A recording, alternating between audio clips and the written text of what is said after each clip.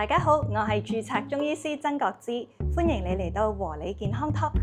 如果有人問你百萬富翁100萬嘅問題，海狗腎究竟係海狗嘅邊一個部位呢？你會點樣答？好多人咧可能就直覺咁覺得海狗腎咪就係海狗嘅腎臟咯。其實事實就並非如此。今日咧我將會為大家揭開呢一個迷思。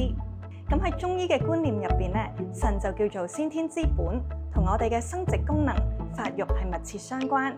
如果腎功能減弱嘅話咧，就係俗稱腎虛啦，可能咧就會引發一系列嘅問題，例如係腰膝酸軟啊、疲倦乏力、記憶力減退、夜尿多，甚至係性功能下降，對生活嘅品質咧會有唔少嘅影響嘅。咁講到補腎助陽，好多人第一時間咧就會諗起海狗腎啦。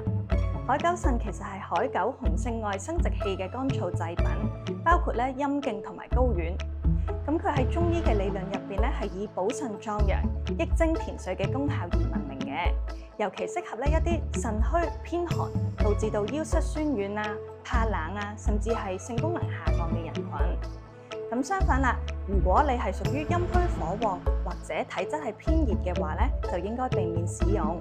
如果唔係，就會加重咗身體裏邊內熱嘅症狀㗎啦。